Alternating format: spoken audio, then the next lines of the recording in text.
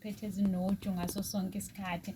Angibonge ngibambe ngazo zombili kudokotela laphayana esesihlahlele kahle, wayihlukanisa inhloko nesixhanti. Njengamanje sekufanele siyabe kahle ukuze wonke umuntu okhona njengamanje aneliseke, abheme, akholwe, ofinya ngendololwane afinye indololwane, kusindwe ngobothole khona lapha esizweni sakithi singama-Afrika.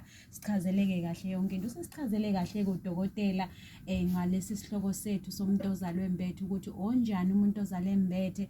Kahle kahle esikweni lethu noma emkhubeni yethu, iziphi izinto eziqikelelwayo noma ezibhekwayo noma ezenzakalayo uma ngabe kutete umuntu ezalwe Embethe. Cha, mina ngizwe kahle, ngifundile namhlanje, ngikhulile, ngithombe isibili namhlanje ngilalela lapha kudokotela wethu esichazela. Senginikeziwe-ke nami umbuzo ukuthi nguphendule ukuthi kingazini ojwayele ukuthi ubhekane nazo wena-ke othe wazalwa, mhlampe wazalelwa esibhedlela akangabonakala, mhlampe wazalelwa khona ekhaya kwabonakala, kwashoda lona ulwazi ukuthi kwenziwa njani, bese uyithuka usudibana ney'nkinga. Ngokujwayelekile siyazi sonke singama-Afrika ukuthi umuntu osuke ezalwe Embethe umuntu wenhlahla nje lowo, futhi siyazi ukuthi umuntu kamoya lowo, siyazi ukuthi ekugcineni umuntu ofana, ibambe kahle-ke mlaleli lena, umuntu ofana newele.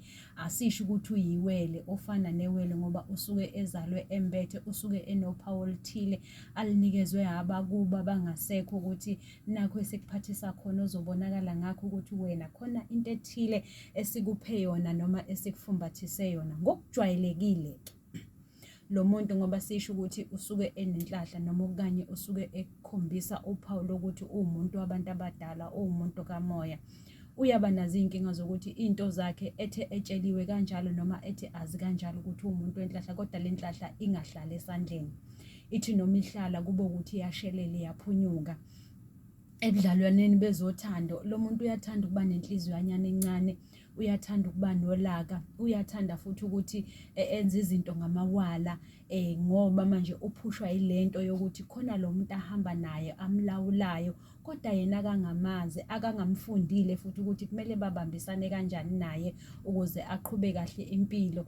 Uninganyana kwesinye isikhathi noma ephakathi kwabantu bese vele ngathi unesigcwagcwanyana sokungazwisiseki kahle, kanti yilento kuye egazini edinga ukuthi makagezwe ngenyongo njengoba kuyasitshela udokotela ukuthi ingane iyagezwa.